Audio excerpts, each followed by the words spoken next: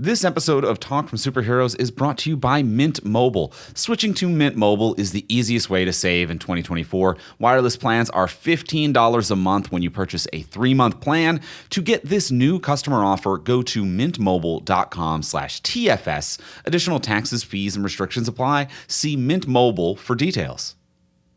Welcome to Talk from Superheroes. Hey everybody, I'm Andrew Rivamy. And I'm Diana McCullum. And you're listening to Talk from Superheroes, where every week we discuss a piece of heroic television or film. And this week on the podcast, we are talking about Arrival. We're here. They're here. Everybody's here. Everybody's here. We've all arrived. We've arrived. We're in our little eggs. We're in our little shells. They call them shells, I believe. The shells. Yeah, the shells. The ships. Yep. Fun little eggs, I'm calling them. Fun little eggs? Fun little eggs. I like that they're flying saucers, but up. Just up, though. Yeah. That's fine. If the saucer was What if saucer, but up? So that's what we're talking. We're talking about Arrival this week on the podcast, and we are doing that because we are exploring some of the work of director Denis Villeneuve, who we will be talking more about next week on the podcast as we talk about Dune 2. Part 2. Next week on They took the Part 2 out, but it's Part 2. Yeah. What is it called, the second one now? Oh, it can't just be called Dune again. I hope it's called Dune again. We're recording this quite early, so we're not sure. I can't remember. Maybe they did keep the Part 2, although I thought they dropped it, like Mission Impossible did. Maybe they dropped the Part 1 off, though. We'll look into that later, but we'll be talking about the second Dune film next week on the podcast. So we're exploring some of the work of director Denis Villeneuve, and as well, if you want even more, we also did the Denis Villeneuve film Sicario, and that is available over right now on the Patreon page. That's available on the Patreon, and obviously last year we did Dune 1 when it came out, so we got some Villeneuve in our pocket. Villeneuve for days, baby. Days, at least 6 to 8 hours of Villeneuve. A considerable amount. That's more hours than most. Hey, we 4 of his films. 4 as of next week, I guess. 4 of his films we've covered. There's a few that we might get around to someday. I think one day we'll do Blade Runner. I think one day Blade Runner is up there. That's gonna come up. Yeah, it's pretty sci-fi-y. That's floating around there. But we're talking about Arrival. Yes, if you want to hear Sicario, check out our Patreon page. It's patreon.com/FromSuperheroes. All the hero level patrons get an exclusive episode every month. This month we did Sicario over there, which is just a real tense foot on your chest kind of a movie. So that is available right now over there. But today we're going to be talking about Arrival, and let's get right into it. Let's talk about Arrival. Let's get there.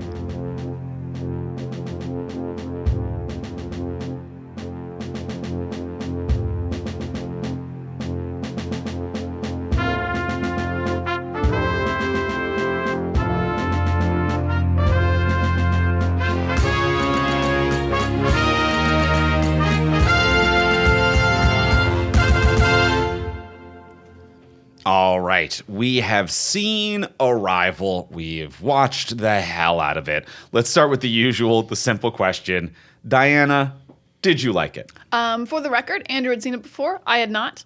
So first viewing of Arrival, I did like it. This is great. Man, now that I've watched several Denis Villeneuve movies in a row, he's really got an incredible style. Wow. What a director. This has been a really fun idea for a theme. This has been a real treat. But yeah, no, it's quiet, it's tense, but in a way that doesn't cause me to be stressed out, just in a way of like, oh shit, what's going to happen? What is going on with these guys? The performances are great. It's very grounded for an alien movie. It is the most realistic aliens have arrived movie you're ever going to see. It's not campy. It's not over the top. It's really just like, these guys are here. The sci-fi just feels like not sci-fi. It's so grounded. You're like, no, this is real life. We're going to use a little board and write on it in a marker. And I'm like, okay, it's not high tech at all. And then it's just got beautiful themes and wonderful discussions to be had. And it really leaves you thinking when you walk out of the theater, if you saw it in a theater or your living room or wherever you saw it, like a living room probably at this point in the world. So yeah, no, really liked it. Loved everything about it. This is a pretty high Nero love, if I'm going to be honest, and I'm always honest on Talk from Superheroes. Andrew, did you like Arrival? Yeah, I loved it. I absolutely love this movie. I adore it. I think it's truly fantastic in almost every regard. I also love the work of Denis Villeneuve. I think that he is absolutely incredible and has done just a beautiful thing with this. Yeah, it's meaningful. It's beautiful. It's got phenomenal performance. Its visuals are great. Everything about this where I'm like, this kind of makes me feel this makes me and I mean this in a positive way. This makes me feel like a pretentious teenager discovering film for the first, where I'm just I like, just saw Fight Club. I'm like, yeah, exactly. And you wouldn't get it? But I'm not shitty about it, but it makes me feel like I'm like, oh, I want to write essays about you. Like it is, I just adore this movie. I can't recommend enough that anybody watch it. It's meaningful, it's powerful, it hits me in the chest, and I think it's great. No, it is really great. Yeah, it's a movie that is absolutely about humanity, but aliens are there. Yeah. And asks real questions about humanity and shows our like our worst parts and our best parts at the same time. It's a really beautiful film. Mm-hmm. Yeah. No, it's a high recommend. Yeah, you're absolutely right. The essays would abound. If I was in university studying film again, I'd be writing about this movie all the time. Oh, if I were like a teenager when this came out, I would be insufferable at parties. Like insufferable, I would just be. But the daughter was in the future and she was having nonlinear thoughts. Do you even get it? Did you get it though? Like the daughter wasn't dead already when we met her. Yeah. Yeah, I agree. Yeah. Absolutely. Tyler Durden's not real. This movie, yeah, absolutely. Very similar. But deserving of it. Yeah. Deserving of it. Yeah. It's a very good movie. Yeah, it's just fantastic. I'm really glad it connected with you because I kind of knew going in that I was quite looking forward to a second watch to kind of see some new things and explore some new things because it is a movie that gives you a kind of a fresh perspective when you watch it a second time. Oh, I imagine, yeah, because the second time you know the daughter's not already dead. Mm-hmm. So the first time you're just like, hey, Amy Adams just kind of naturally sad, I guess. Or the second viewing, I guess you're like, she's just a naturally sad kind of woman. Yeah. And I guess we could throw out there for those of you who haven't watched it, we gave a glowing endorsement. Go watch it if you haven't already. There is one kind of integral spoiler to this movie that like, which I pretty much already said. But. Yeah. Well, I mean, like it's more complicated than that, though. It is more complicated than that. Mm-hmm. Yeah. Mm-hmm. Yeah. So it's just it is more complicated than that because it is based around the fact that this movie is being experienced we are being told this movie in a non-linear fashion, which is, to kind of circle back to this movie wanting me to turn into a pretentious film nerd, is that like any movie that makes you experience it in a non-linear fashion is traditionally something that really welcomes pretentious young film nerds to just go fucking nuts. Mm-hmm. Your Memento, your Pulp Fiction, to be like, non-linear? Oh my God, they wrote it in order and then they edited it in a different order. Yeah. Because there's nonlinear and there's a twist, I would say. I think there's two things. Yeah. There's a Shyamalan twist and it's nonlinear. And it's got like a big sci-fi element, but still doesn't feel pretentious. In no way. It's absolutely insane. That is so just grounded, so good. Grounded, and you're like, no, you're not being like, look how clever I am, or look how smart this movie is. It's like, no, I'm telling a story, and that's all it is. And we're exploring what's happening here, and it's incredible. It doesn't happen anymore. Yeah, it doesn't happen. And I think part of the reason that Denis Villeneuve is so successful at telling these is that I think he is kind of low-key the greatest film director at adaptations, which no one is really clocking because this is based on on a short story. I believe it's called The Story of Your Life. And as well, another film we've never covered on the podcast, but Enemy is another one that is based on a short story that he adapted. Dune, obviously based on a series of novels. Blade Runner, while not based on a sequel to something based on a novel. I think that Villeneuve low-key is creating the best adaptations of source material that are being made in film, to the point that I was reading an interview with the author of the short story, who said that was like, I am over the moon. This is the best adaptation I've ever made. He didn't make the book. He didn't betray the book. He made the best adaptation of a novel I could ever conceive. And it's something we've talked about with like adapting source material on this podcast before, where it's like, you can't do it one-to-one. You can't betray it too much. Villeneuve is someone who reads a story, understands its core and heart, keeps what translates to film, changes what doesn't, and everything turns out almost like perfect to near perfect. No, I completely agree. I mean, he wouldn't be able to adapt like everything I wouldn't say. Like he's a very serious director. Like he couldn't have done Barbie. Like there's not a lot of like joy. Sure. But anything that like is like a serious like kind of like grounded kind of exploration of anything, he would be incredible at, and he has been incredible at. Yeah, he respects the source material so much. He looks at it and he's like, what's the heart of this? What's the theory, the essence of this? And how does that translate to film? Yeah. Yeah, it's very respectful. And even stuff like so I haven't read the story that this is based on, but just from looking up information about it, it's like the story has a lot more with Jeremy Renner's character in the novel format, where it's like they have more like what he's going through and the science stuff that he solves. But like part of the reason why Villeneuve is so good at these adaptations, and this is a complaint that I've had so often about adapting books, where it's like books have the luxury of like, hey, our lead character, we just spent 3 chapters without them. We're just talking about some random people who maybe like we're going off. But Villeneuve's like, no, that's not how a movie works. This movie is about Amy Adams' character. She's the central figure, and Jeremy Renner is the supporting actor here to support her. And even if the story goes into detail about where he came from and how he's doing shit, that's not how a movie works. That's not how you tell a story in film.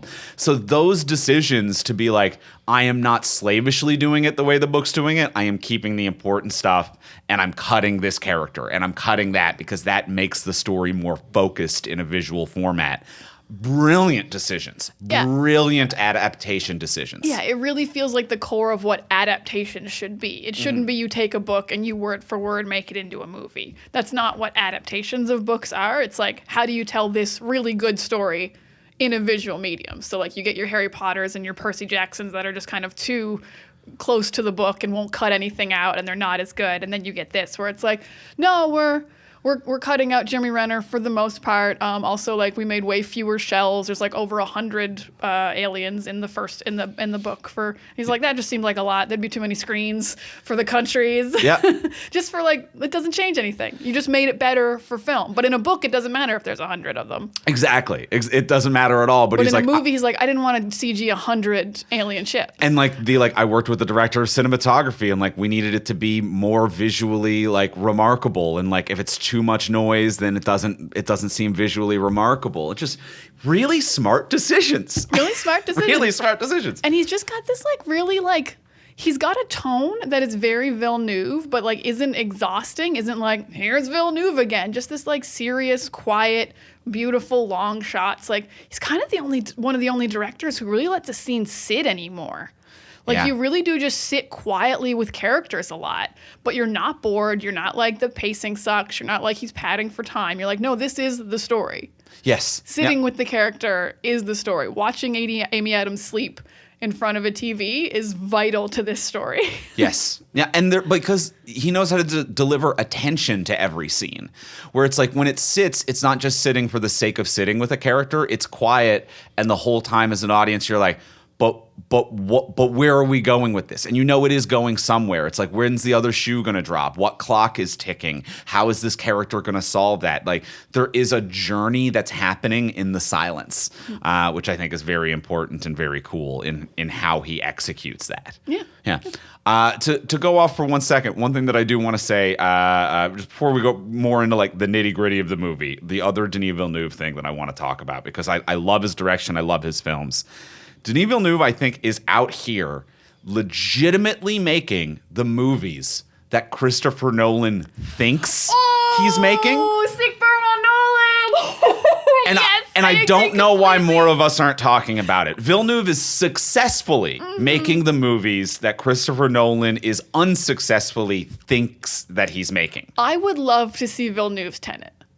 Like, this is it. This is it. This is it. Villeneuve's Tenet, but like if you took Tenet and he was like, and he like decided to make Tenet, like the actual script. Yeah. Like it would be a great movie. Yeah, this is Tenet. It's got weird time travel stuff. It's got forward-backward stuff. It's got... Literally, the daughter's name is a palindrome, which they discuss because it's the same backwards and forwards, and stories don't have a beginning and end. Yeah, which is all Tenet-y. Yeah, it's the better Tenet. This and Tenet could both be called palindrome, and that would be a fine... Like, this is Villeneuve telling the story of the perception of time forwards and backwards. This is Tenet.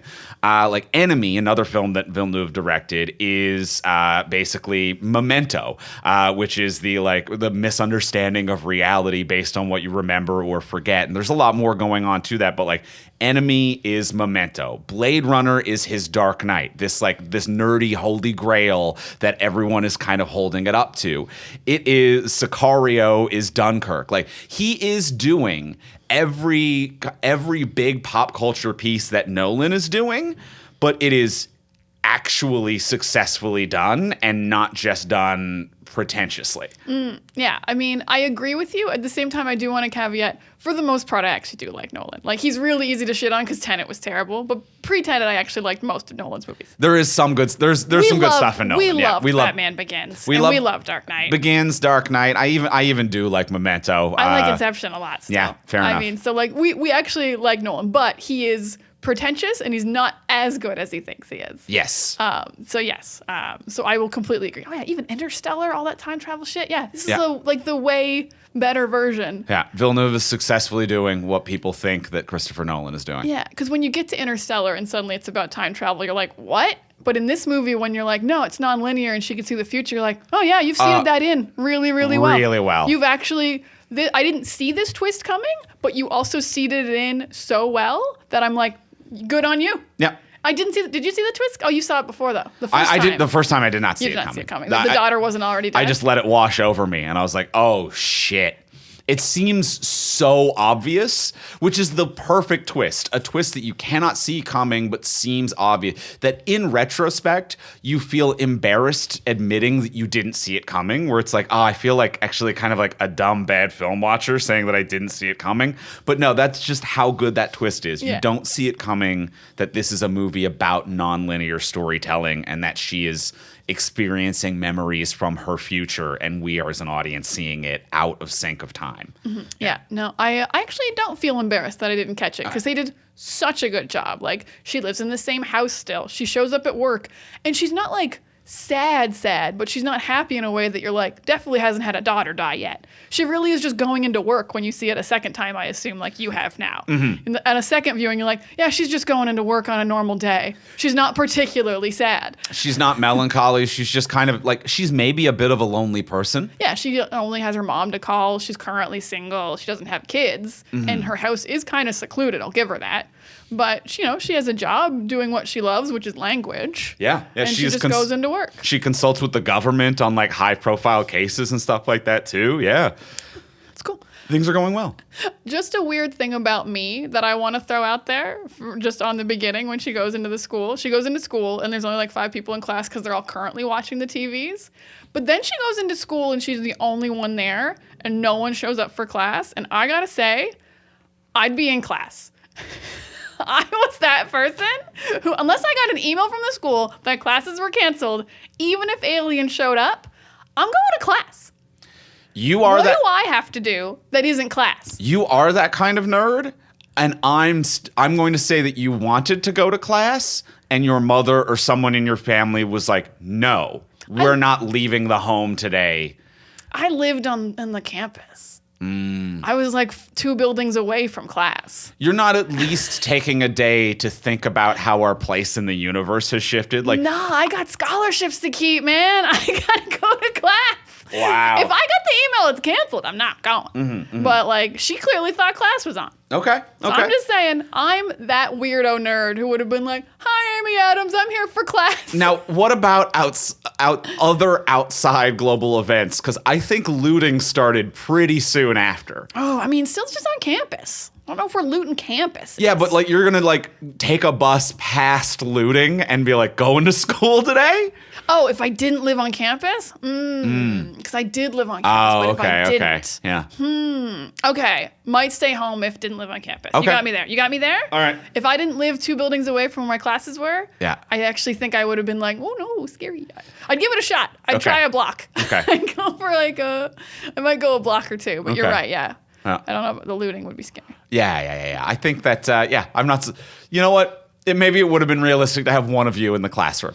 I'm You know just what? saying, One of you. It looked like a pretty big class. There were 6 there when aliens had landed already. Yeah, you know what? Maybe even just a moment of Amy Adams seeing that one you there and going, forget about it.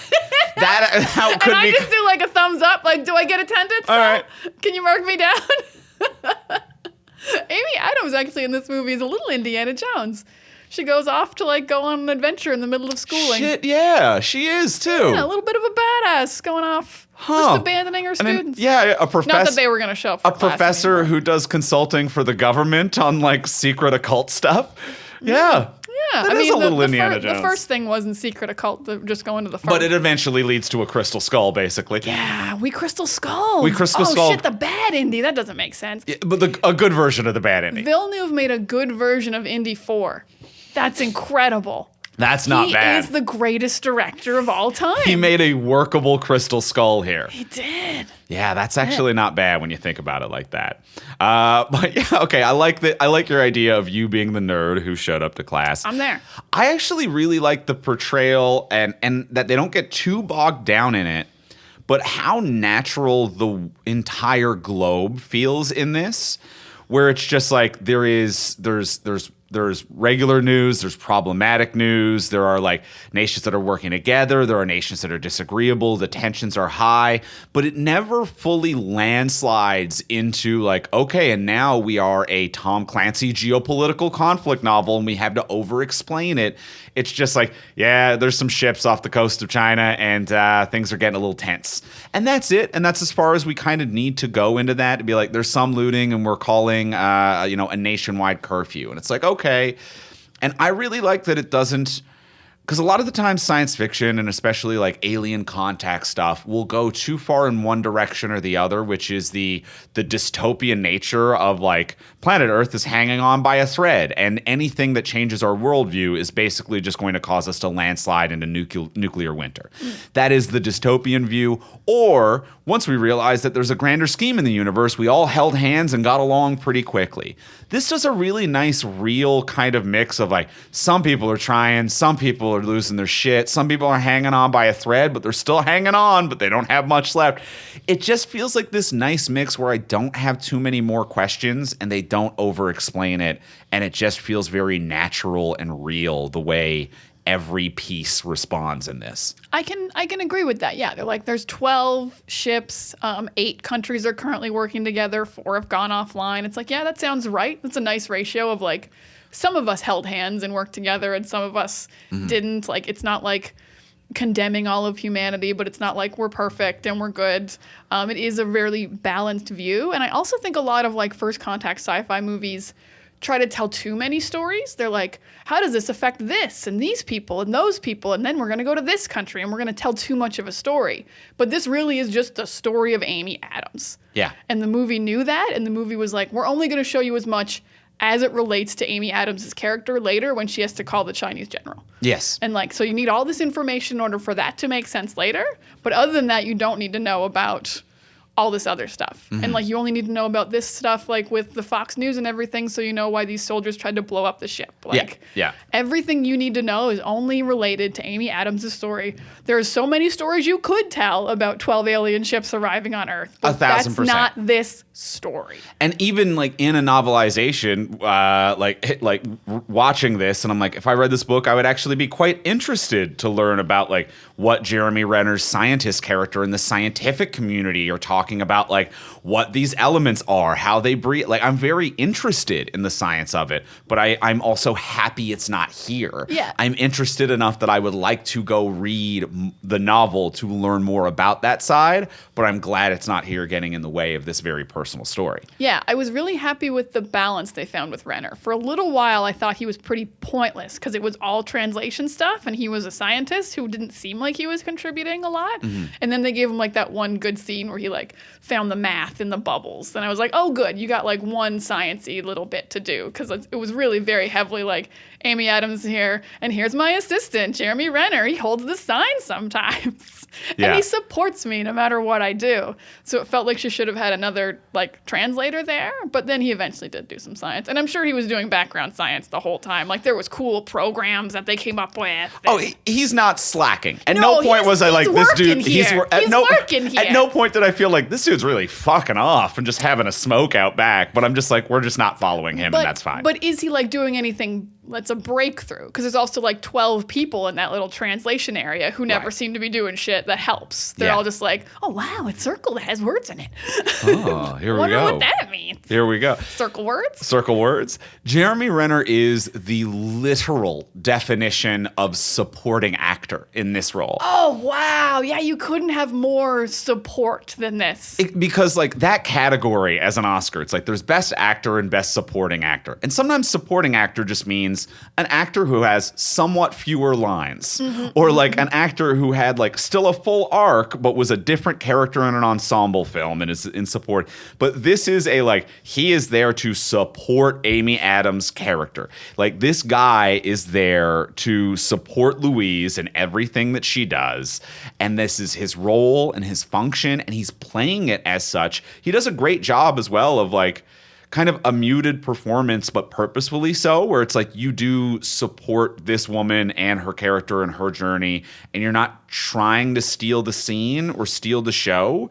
It's a very good kind of flat performance that Jeremy Renner gives. It's very restrained for Renner, I will say. Not that he's like a silly Paul Rudd type, but he actually does like comedy. Like he's very funny in the Mission Impossible movies. He's funny in Hawkeye. He's funny in Avengers. He actually like leans towards comedy in his action usually. He's very serious in like Hurt Locker, but he's also like charming and interesting. So yeah, seeing him here, I was like, oh wow, he really restrained himself from kind of like making jokes and making the scene about him whenever there's like a silence, because there's so many silences. Yeah. And he really is just like, what do you need, Amy Adams? Like as an actor and as a character. Yeah. Like if he was a basketball player, his assist numbers would be through the roof. He's just throwing out assists 0 points, 8 assists. Just throwing out assists. Yeah. Which still wins the game. Yeah. Oh, that still wins the game, you super guys. Valuable. You can be MVP with assists. Ask Steve Nash. Like he is just throwing out assists, and he's very good at it. And even the cinematography and like the visual language says the same thing about him. Like it's even rare, I think, in this movie for him to get a shot of his entire face. Most of the time, even when he is conversing with Louise and they're having this back and forth, he's kind of at this like 45 degree or 30 degree angle to the camera where you only get a sliver of him. Like he's not even like front on to the camera that frequently. He's usually just kind of like this man where you see in the peripheries. Yeah, it is kind of weird. It almost feels like he's going to like betray her eventually in a weird way. Like we're never going to see all of who he is until maybe like she sees all of her life, and then she does see him straight on. Yeah. And sees him for who he is. Is like, oh, that's my future husband. Awesome. Make me a baby, buddy. Put a baby in me, as she says. She does say that. Gross. I hate hearing when that. people say that. I hate that turn of phrase. Don't wear a condom. Ew. Like, that's not sexy. That's not a sexy turn of phrase. Doesn't make me want to bang. It's also not playful. It's not playful, and it's not playful. I'm not a fan of the put a baby in me expression. No, there's nothing sexy about the thoughts of babies. Yeah, I'm with you. I'm with you. You know what else is not sexy? And I actually love that. No, seriously, this is going to be my next point. This is going to be my next point that I wanted to talk about. I love how unsexy the hazmat suits are. Oh, okay, yeah, They're yeah. like bulky and they look bad. They're very functional. They're gonna keep the alien gases from getting inside your body. But like they've got like a weird head thing, and they're not fitted to each person. Like I think of like The Martian and how sexy the spacesuit was in that. Sure. It had like fun lining and trim. It was like really tight on his body. Like Looked cool. spacesuits, yeah, it looked cool. Spacesuits usually are like, or hazmat suits are like, they look cool, especially if you have to wear them for a lot of the movie. Yeah. We want them to look cool and functional and futuristic and badass. And this movie was just like, no, it's basically just a tarp that we just zip up. It's a zipped up tarp, and that's all you need. It looks like duct tape. It looks like duct tape. It looks like shit. We have to tear it off every time and make you a new one, so it's not going to be like super durable. You're not going to use the same one twice. We're Yeah. throwing that straight in the trash. Right. And I just like, it really went to the grounded realness of this movie that like, we don't want to make Jeremy Renner and Amy Adams sexy. We're going to make them wear these suits for like an hour. They're going to look like shit. This is about talking to aliens. Yep. And I think that's so cool. Super cool. That's really cool because they're attractive people. I think I even read that like these are actual like a hazmat suits. Like they bought actual It like makes absolute sense. like ones for like environmental spills type of thing. They're not space suits, but they are for like dealing with hazardous materials. So they're unsexy and real in the sense that they are real. And it's still one of those things where like there's so many visual effects in this movie where like, you know, the reflective domed glass of the hazmat suit, anytime you're dealing with glass and reflections, someone in visual effects has to go in and crop everything out and put actors' faces back in. And there's a bunch of different ways they can do it, but it's a ton of work.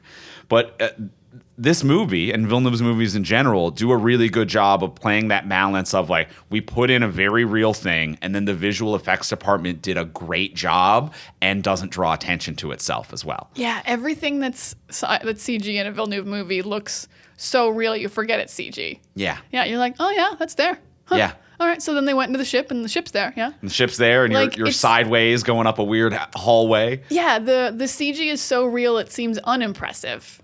And Yeah. that's the most impressive. Mm-hmm. Yeah, it's pretty cool. Yeah, and I agree with you. It's, you know, they don't try to sex up this movie in any way. Yeah, none of the stars are made to be overly sexy, but they're not made to be schlumpy either. It's just it's Amy Adams just being a person, and I buy her as this person. She does a great performance as well. It is She's just incredible. working. She's just working. Amy Adams is so fucking good. Amy Adams is incredible. I remember when she was in, I think Catch Me If You Can was her big break. And Steven Spielberg was even like, she's like the supporting, like one of the people who marries Leonardo DiCaprio.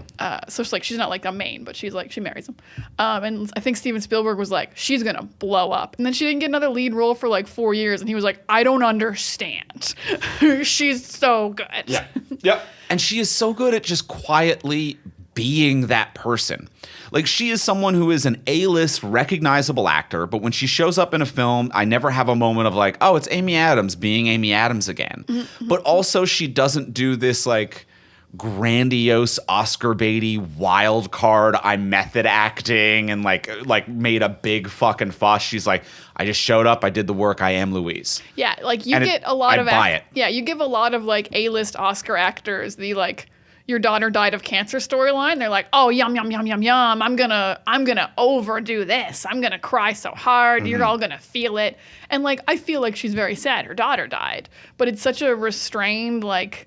And like also there's so many layers because she knew it was going to happen. So like she doesn't have to overplay it and she shouldn't. Yeah. Like the death is not a surprise to this character of all characters. Yeah, it's very, very good performance. Very interesting. Yeah, very interesting. She absolutely nails it. Deserves all the respect and every role in the goddamn world. All right. I have, now that since we're on the cast, the third one, Forrest Whitaker. Yeah. You have done many voiceover things. You've got a dialect coaching. You've done many things. What was Forrest Whitaker doing accent-wise?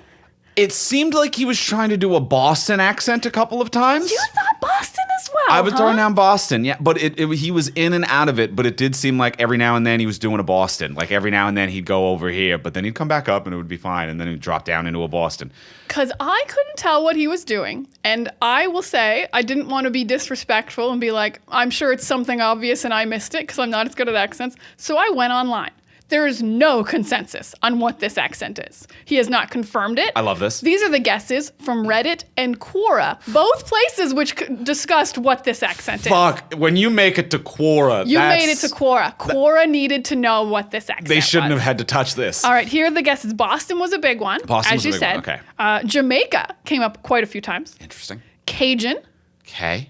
and just southern states in general were the top 4. I actually heard southern a lot myself. Okay, interesting. I thought he was supposed to be kind of like Texas-y general, Huh. like military, yeehaw. Like. Yeah, I thought he was going Boston and then to nowhere. And then To Boston nowhere. or nothing. Yeah. It was Boston or bust, and sometimes it was bust. So this to me is so crazy that Forrest Whitaker, who's a great actor, he is a great phenomenal actor. In this same year he did Arrival, he did Rogue One, Saw Gerrera, Yeah. Jin Urso, and Yep. then a year later he did Black Panther. Yeah.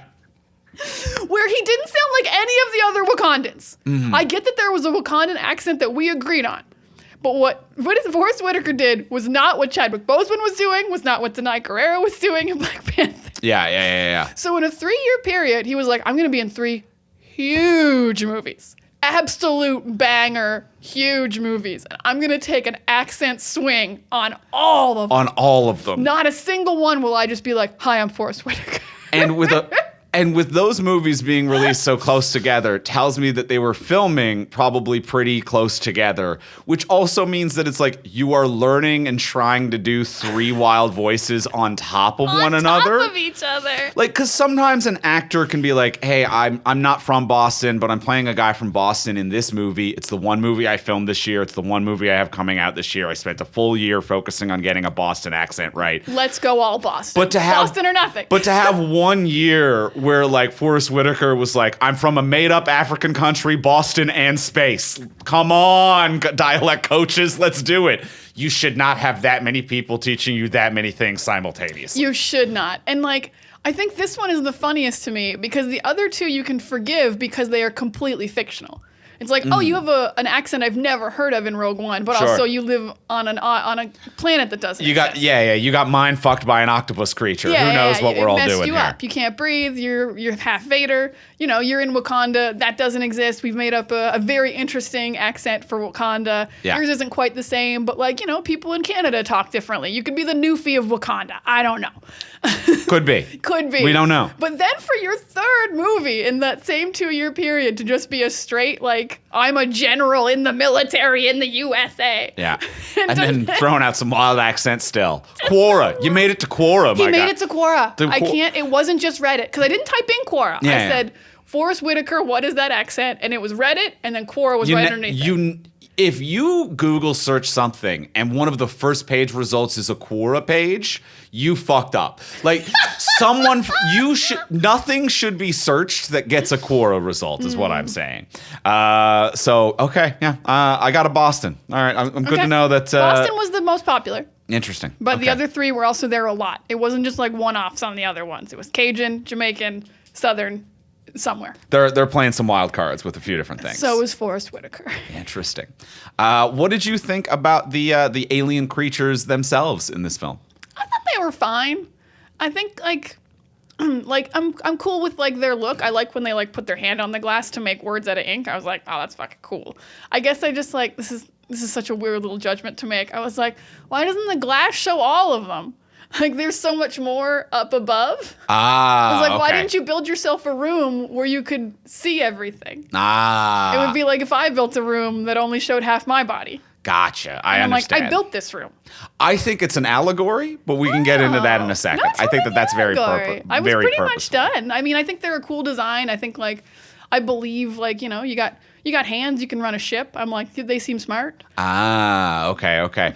I think that it is an interpretation of Plato's allegory of the cave. Oh, you can't see the whole picture. You can't see the whole picture, which I think is They that already like had mist. They already fine. They already had mist, but literally, like in Plato's story, it is almost the scene description of her being pulled up to the ship. So in Plato's allegory of the cave, for those of you who don't know, it's like if you're for someone who's chained up in a cave and they only ever see shadows cast on the cave wall from what reality is, they believe the shadows are what reality actually is. So it's the idea of like if you're only seeing a fraction of what reality is, that will become your world, and you'll never have a greater understanding of what the world actually is.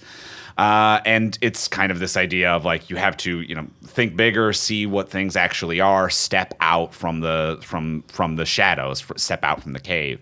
But there's even like an exact line like in Plato's story that's just like, for someone to leave the cave, they would have to be dragged upwards out of the cave up towards the sky, at which point the sun would be blinding. It would take a moment for your eyes to adjust, and it would be so hard to it is literally like almost, if you read it while watching the scene of her getting pulled up and then being into this blinding room, the way Plato describes it is the exact scene description of like everything happened, of being like pulled upwards towards the sky and cast into a world so bright it feels blinding for a moment until you readjust. And then not only do you have to readjust your eyes, but you have to readjust your mind's eye for your perception of the world and what reality is, and see that it goes so much higher and is so much bigger than your initial conception because you only knew the ceiling of the cave. So this like iceberg theory of like, you've only seen the 10%. And the reality is so much larger. So I think that it is meant to be that. It's meant to be Plato's allegory of the cave, of now you are being opened up to what reality truly is, and what we knew as time in the world before was actually just a small fraction of a shadow we were seeing on Earth. I love that allegory. I think it is purposeful. I think the window could just be bigger with more mist. It could be bigger and more mist. I don't think the aliens were going for the allegory. Sure. The aliens weren't like, let's do the allegory of the cave. The aliens are also weird, though. They are also so weird. They might have also learned Earth cultures in their weird linear time and been like, we've learned about the allegory of the cave and we really liked it. And they're like, it is what it is. It is what it is. We're going for it. I also love the idea of riff tracking this movie while reading the allegory of the cave by Plato. Sure. Just... It's a pretty tight matchup. That was tight. No, I'm very impressed. Wildly intellectual. And this is me just paraphrasing and kind of remembering a little bit about it. Wildly smart and intellectual, and I'm making dumb goofs about mist. So you are smart. Hey, they are goofy and in quite a bit of mist. So you're not wrong there. I like even outside of the allegory or intelligence of it, I just kind of think they look fucking cool. They do look cool. To get dumb again for a second. To bring myself back down to earth out of pretension, they just look like they fucking rip. I like it. They look like if squids were hands. Yeah. If squids were hands. And it's just like, it's a cool idea. It's new aliens, but like obviously, you got hands, you can do a ship. Yeah. Like these are always my rules. I'm like, you need to be able to have built the ship. Sometimes they'll show an alien that's just like a floating head. I'm like, who built your ship? How do you hand? Who runs the controls? Yeah. I don't like that. And there's also the handness of it, I think, is really cool. The fact that it's a septipod to be like an heptapod. Or a heptapod, sorry. A heptapod to be like an uneven number of limbs also it really adds to that like a feeling of unnaturalness where like there is very rarely asymmetry in nature. Like the closest thing this is to is probably like a squid or an octopus or a cuttlefish, which are like cephalopods, which are called that because they're perfectly symmetrical. That's what a cephalopod is. It's an aquatic creature that's perfectly symmetrical. For this to be familiar but different, it does create that little bit of uneasy unsettlingness to be like, I don't normally see asymmetrical shit in nature. This doesn't quite fucking look right. I don't like it. Seven is fucked up. It also gave me like a weird bit of empathy though. Like they're like, they have 7 hands or whatever. And it was like, oh, that's fucked up. But it gave me a bit of empathy because it made me assume they had 8 and one had been broken. Oh, interesting. It's like when I see a spider with 7 legs, I'm like, oh, one of your legs. Ah, okay. If I were to see a squid or an octopus with only 7 tentacles, I'd be like, oh, what happened to your other tentacle? Interesting. It made me kind of just think they were injured. And they do have kind of like almost like a limp, like when they walk because of it. Like it's not an even. Yeah, and also we find out they are here for our help. Yeah. Not for 3,000 years, but for our help in some regard. To need our help. So I don't know if that's what's going on there. Yeah. But that was my Interesting. my read of having only 7 feet. But it is also like an unnatural, like, well, you're not from Earth. Yeah. We don't have things with 7 anything. And like, there's so much that's like, academically unnatural about them, but that lizard brain visual upsetting and unnatural nature to them, where it's like, yeah, that doesn't quite look right. And also like this kind of like, I was really into this right now because I recently read a couple of books. It was the Children of Time and Children of Ruin, and which are sequels. There's a third book in the series, but I recommend these books. They're really fun sci-fi novels. It's unrelated to this movie, other than the fact that the first book is kind of about spiders in space, and the second book is about kind of octopus in space. And just that idea of like, these are creatures that are perfectly designed for space, where unlike humans, these are creatures that exist in a world with no up or down, that they also exist in a world that exists in 4-dimensional Z space. Oh, yeah. So like if you're in the ocean, there's no sense of up or down or right or left. It is all just yaw and pitch. Like, it is just wherever you are facing is the horizon. And the idea that like a spider can exist upside down. So the idea of like these creatures that are much better designed than humans to do any kind of interstellar travel. That makes sense. Because also, like, I imagine like the pressures make their bodies just better at it. Like, you're in the deep. If you can survive in the ocean, you can survive in space. Stuff like that. I think space kills humans, but I think an octopus would be like, yeah, it's fine. There's the tardigrades. They're out there doing shit. Tardigrades. There's creatures that can do shit. Hey, tardigrades. What up? What up, tardigrades? Shout out to our grades. They're out there. Shout out to our classic grades. Being awesome. Oh, last thing about that little window as well. A little window? Is that I do like the visual language that like that little that window is also like the exact same shape and lookout that Louise has in her home as well. Like that view of the lake. I hadn't really clocked that, but yeah, that's true. Is hers. Yeah. Yeah, he's a good director. Yeah. Yeah, and just like the repeated shots of starting at the roof of her house and pounding down to like give you a sense of like whenever time passes, but also time hasn't passed because it's the future now, but it's also the past. It's really good. Yep. Really good. It's really smart stuff. One of the other there's some other like really smart writing stuff in here that I just kind of want to give like a lot of love and credit to. Just even little things like when they're in the helicopter, kind of first coming to the thing. And Louise's character is talking about language, and she's kind of explaining why that's the foundation. She says the sentence, I don't have the full exact quote, but she says that like the first weapon is language. And the first weapon is language. The aliens call it weapon. Yeah. They're like, use weapon, here's weapon. Offer weapon. So just the parallel of that, of her being like, the first weapon is language. Yeah, that is a really nice parallel. But I also really like how in the middle she clarifies that like weapon can mean tool. Yeah. And it's just a nice like clarification of a very like what could be a very like, no, language is a weapon. We should stop. I don't know. But like, no, language is a tool or it's a weapon. Yeah. So we need to know what they mean. So yeah, there is a lot of really like just fun interpretations of like language and communication throughout this movie as well. Of like, we have to, if you want to ask them what their purpose is, we have to break down 5 different concepts of a sentence. The English nerd in me was like, yeah, there's a lot in there. I can only imagine. Humans can't get pronouns. For people who specialize in communications and linguists, like this has got to be just a really fun movie. They explain a lot of complex ideas with really like simplified, clean language. They do. I don't know if they'd love it or hate it. Like, I don't know if like linguists helped with it or if it was just kind of like how I think it would happen. Sure. I mean, I think that's true of pretty much every profession. Yeah. Any profession in the world, like there's a movie about that profession and like all of the friends in your life will be like, isn't that amazing? But if you really work that profession, no, you're they like, got everything wrong. This is just like a scratch of the surface and is only kind of right or whatever. I think the only one that ever really got like a lot of praise off the top of my head is like The Martian, because that Andy Weir did so much research. Did a lot of science in there. Did like real science. So people seemed pretty happy of like, yeah, that's right. Yeah, the science checks out. The science checks out in The Martian. Although they did create the actual alien language in this movie. Yeah, oh my God. Also, like just the design of it. Like a Montreal artist like made like the design of the circular language so gorgeous, so like it, you can tell it's a language, but like so indecipherable as anything human that we would think like we can't look at it and be like, that's not Arabic, that's not English. That's not Yeah. Mandarin. What is It's- this? Yeah. That's not anything we have reference to, but you can tell it's a language. And even just like the way that it visualizes how these creatures think, which is non-linearly, to be Circular, like yeah. everything is happening simultaneously. So why would we put things before or after? There's no past or present tense. There just is. Mm-hmm. All thoughts are and are simultaneous. It's a really cool way to visualize this language it is that they're communicating with. It's Yeah. a really cool visual. It looks great. And even like in the movie when they describe it, it's like it would be like trying to write a sentence with both hands and knowing exactly how much space you need and meeting in the middle. And it's like, yeah, we don't think that way. That's not just like writing a sentence. Yeah.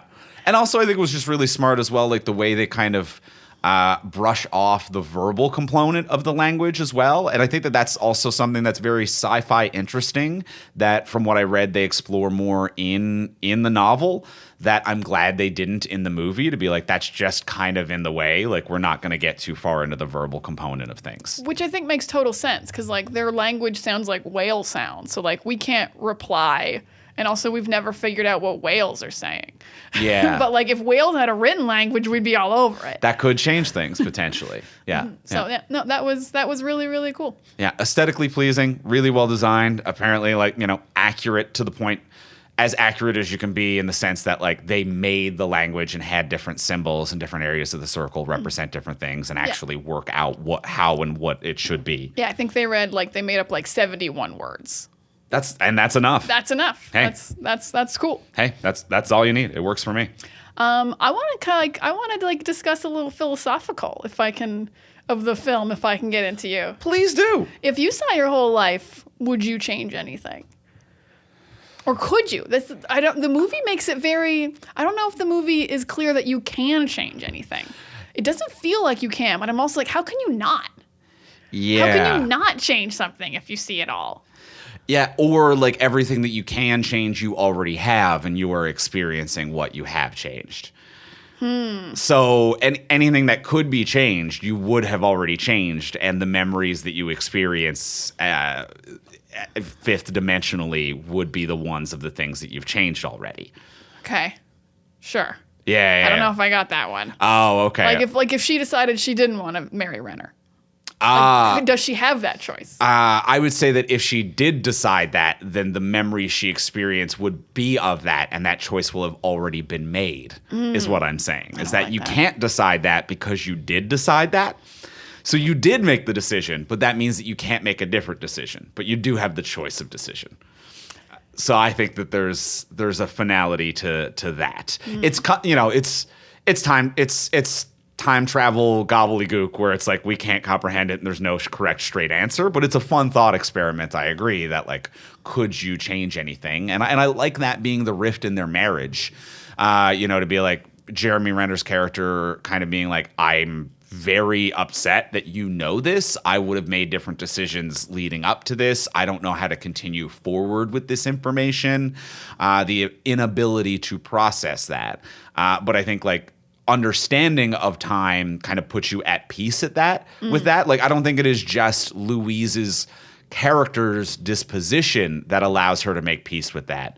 I think it is her new understanding of time that allows her to make peace with reality. So I think that like it's fundamentally a different person as well.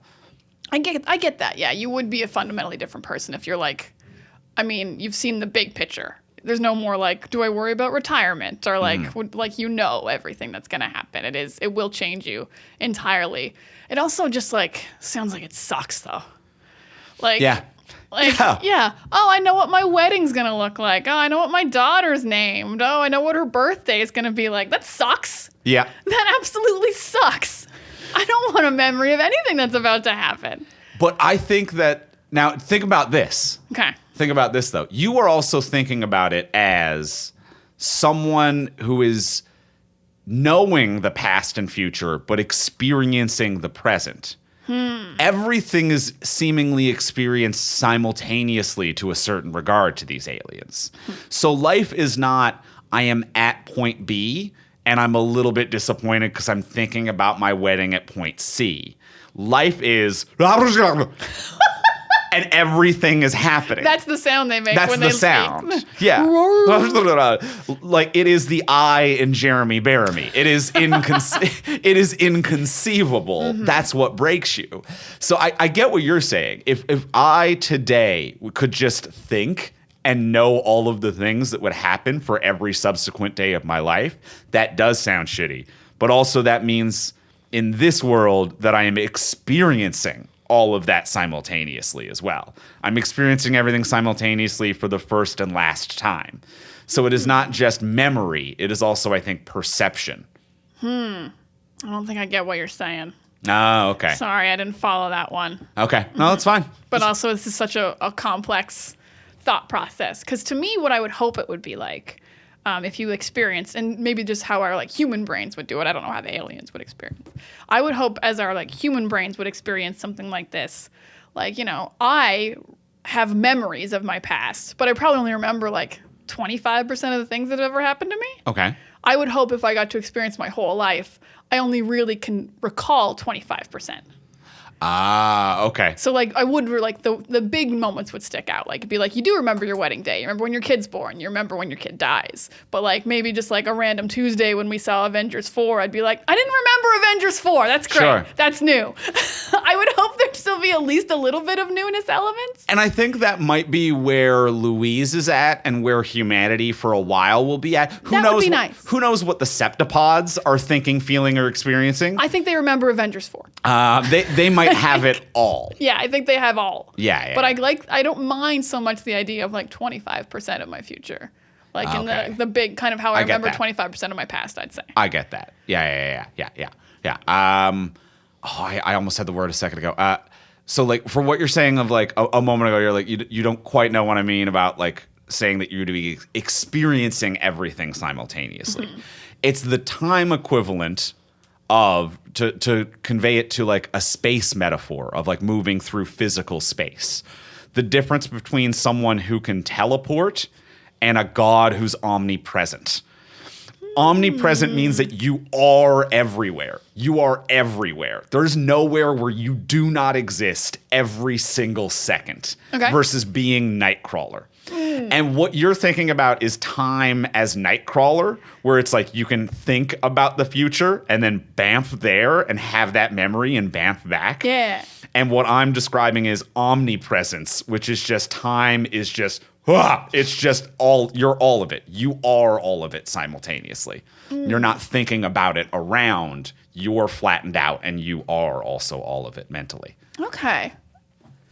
I guess I get what you're saying. I just can't really relate to that in like a human day-to-day life way. Oh, it's literally inconceivable. Oh, like, okay. What I'm describing is a concept that is beyond any human experiential understanding. Like, okay, so she experienced time flows through her, and I'm like, and she went to work again the next day? Like, I'm like, Louise couldn't be experiencing that. Sure. But I get what you're saying for like the aliens. Yeah. All right. Yeah. It is entirely a conceptual theory and understanding. Yeah, it's how does a drop of water feel in the ocean? Like that idea of like, It is both individual and part of. Yeah. I can get behind that. All right. Well, on those high-minded ideas. Hey, we know we're talking about Allegory the Cave. We got thoughts. We got thoughts, and I think we had beautiful thoughts. I think we had beautiful thoughts. It's a great time. Well, let's go in for the close. Let's ask the final question of what would you change? So now that we've discussed everything, what would you change about this movie if you could change anything? Before we do ask that final question, we will remind you, as we do every week, please take a moment, rate, review, and subscribe on iTunes, Apple Podcasts, Spotify, Podcast Addict, wherever you get your podcasts. Wherever you are listening right now, you can probably leave us a 5-star review, and we'd love that. It would help us in the charts and on our hearts, and let people know that we're cool, that we have deep, beautiful philosophical thoughts, but also jokey jokes. Yeah, Plato's Allegory of the Cave. Put that in the review. Mention also, that. What accent is Forrest Whitaker doing? What accent is Forrest Whitaker doing? If Cora doesn't know, no one knows. What accent is Forrest Whitaker doing? If y'all know Forrest Whitaker, reach out to him. Tell him we love and respect him, but he's made some bold choices. How did no one ask him in interviews? I would love to know. How did no one bring this up. So leave a review for us, a rating and review. And as well, if you do want to support the podcast monetarily, you can do that over on our Patreon page at patreon.com/fromsuperheroes, where there's lots of cool bonuses depending on what's in your budget. At the $3 level, you can get these episodes early and ad-free, which is awesome. And then at the $10 level, you also get an exclusive episode of this podcast every single month. If you want more Denis Villeneuve talk, we talked about Sicario, and that's up and available right now over on the Patreon page. And there's lots of options. You can do it as little as $1 or as much as is in your budget. And if your budget changes or your financial situation mixes up, you can always change your level or cancel on any given month. So there's lots of options over there. Head over and check it out at patreon.com/fromsuperheroes. That is patreon.com/fromsuperheroes. And now, let's go in for the close. Let's ask the final question of what would you change? Diana, what would you change about this? My change is pretty small, and because of the time travel, I don't really know how to describe it well, but I think you'll know what I mean when I say it, because we've disliked it in like Doctor Who things. I don't like things that happen that happen because they happened. So basically just the whole thing of talking to the Chinese general, really bothered me, of like him giving her the number and just offering all this information while she just kind of stands there numbly. I just thought that was super, super dumb. I really was like, so in the future, he's just going to offer this help and like, this is your only memory and like, it's going to happen now because it happened later. And I was like, really, honestly, my change is just she jumps forward to the future and she's like, can I get your private number, instead of him just offering it. Honestly, that's my biggest change. It bothered me so much. I was like, why is he doing all the legwork here? Louise? Ask him what his wife said when she died or something. I don't know. Or some other secret code or like whatever you need to find out. Like be the active antagonist here. The Chinese general is saving the day on his own, apparently. So that really bothered me. And that's my small change, is that when she pops into the future, she's like, I need to get information, and she actively seeks it out, instead of like waiting for a guy to come up and be like, I got you, girl. I didn't like that. I didn't care for it. I'm changing it so that she at least uses her powers functionally. That's my biggest change. It's a great movie. There's not much else to really do here. Andrew, what would you change? My change would be one thing that I looked up, that I would actually prefer the book version, as much as I gave a lot of credit to Villeneuve being fantastic at adaptation, and from everything I read of like the differences between this and the novel, I agree with, except for one, and I would prefer the book version of the daughter's death. Oh, hard disagree, but you continue. It is bleak. It is dark. It makes it a sadder movie, and I think that that's why they changed it, to make this movie a little bit more palatable. But I think it's already kind of it was not going to be the blockbuster hit of the year. It was going to be a very well respected and, I hope for financially successful for everyone working on it movie. But in the book, the death is that the kid falls rock climbing and dies rock climbing. And I think that is a much better death for the kid, because then it explores more philosophical ideas of time, and it is not just a like, well, I can't change it, so what are we gonna do? It makes it an argument between her and her husband about like, no, we don't change things, and you don't understand. You aren't seeing time like I'm seeing time, and I can't explain it to you. And this is just what time is. And it also then parallels Abbott and Costello, the septopods, because one of them dies in the explosion. Even though they knew it was going to happen. They knew it was going to happen because that's how they understand finality and time, which is just avoidable events still need to be experienced, and that adds still a beauty to life and is something that we go through. And I think by making Louise's event unavoidable and the septopod's event avoidable, that it kind of breaks that parallel between the two of them and the understanding of time. And I agree that if the daughter's death is avoidable, it creates a much more frustrating conversation for audiences, and a much more like difficult to parse concept. But it does parallel the septopod stronger. and I think works as a better conversation piece.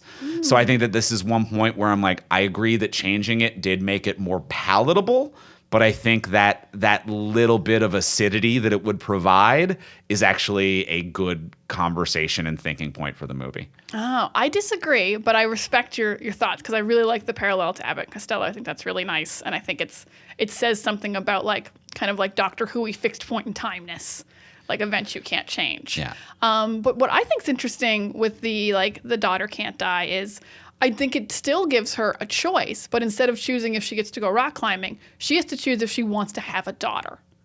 She is still given choices. She can still decide to have a kid, knowing she will die at 17. Interesting. Okay. Of an unstoppable disease. So she still has to marry Renner, decide to have a child, knowing she will die. So there is still very much a like I get to choose. I have to decide or not whether this happens. It's not as instant a choice as do I let her go rock climbing this weekend? Sure. But it is still. I still think she still has to make a huge choice of like. Is the love worth the hurt that's going to come? Okay. I get that. Instead of the choice of do I let her die or not. So I think there's just very different conversations that happen with these two different endings. I like your perspective there, that it could be a different conversation. But I think your conversation is also so interesting of like people have to die. We can't change things just because we know. Yeah. But also like Jeremy Renner not knowing would be like, of course we have to change things if we know. Like it Absolutely. would really break their marriage apart. And I really do think that like in our conversation here where it's like I also soft disagree with your Chage because I think that we are Renner and Amy Adams right now. Where and like literally, and I think that one of the things the movie is doing is this conversation, where I agree with you that I also don't like it in sci-fi when they do. We've discussed the Doctor Who thing, like the closed loop. It happened because it happened, and it's happening because it happened. So shut up. But it has to happen a first time. But I feel like that really doesn't work and really pisses me off when it is straight sci-fi. And when it is I built a time machine. And I'm actually time traveling. And you're referring to these as powers. I am not thinking of them as powers. I am not thinking of it as time travel. And you're thinking of it as a scientific approach. And I'm thinking of it as philosophical communication. And that is so much more palatable for me to accept something that I don't understand. To be like, this is not a time machine that I don't understand. This isn't Captain America going back and having a dance with Peggy Carter. This is the rewiring of human physiology to understand a fifth dimension in a previously inconceivable method. This is philosophical, and it's okay that I don't understand it. And Jeremy Renner's the scientist who is just like, what if we math our way out of this, of our daughter not dying, and I can't have that conversation with you? And Amy Adams is the I also can't explain to you why this has to happen. This is just how I perceive everything now. So I think that those characters are having the same conversation we're having, which is just scientifically just use your powers, Louise. And philosophically, it's like, these aren't powers and that's not how it works. And so this, I think, is also in canon with the thing. See, I would only agree with you on this if the Chinese general also learns the language and can see in the fifth dimension later, or else there's no reason why he should offer all this information. Okay. I get that. I get that. But I respect where you're coming from. I respect where you're coming from. I respect the philosophical, and I'm the science, and I think that's fun. That's entirely fine. I think that's cool that this movie offers both equally. Yeah. Cool. Shake your hand, sir. Madam? Good talk, sir. Good talk, sir. Good debate. Good debate, sir. A great movie that causes I think that a respectful debate. A respectful debate and disagreement on what the intention was is a great thing for movies, and is something that and we more love fun, about them. And more fun than did the top fall over at the end of Inception? A lot more layers to explore. More layers to a philosophical layer from a director who made a whole language and definitely knows their intention versus being withheld. Yeah. Wonderful. Well, Love it. That's going to be it for this week for Arrival. Next week on the podcast, we're going to be talking about more Villeneuve, and we're going to be talking about Dune Part Two. So we'll be talking about that next week on the podcast. In the meantime, if you want to get a hold of us, you can find me on Instagram, Threads, and Blue Sky at Ivimey, Ivimey. You can find me on Instagram and Threads at Pics of Diana, on Tumblr at Words of Diana. And you can find both of us most places at From Superheroes, and you can find all the podcasts that we make and produce and everything that we work on, our webcomic, all of it over at FromSuperheroes.com. And we'll talk to y'all next week. Bye.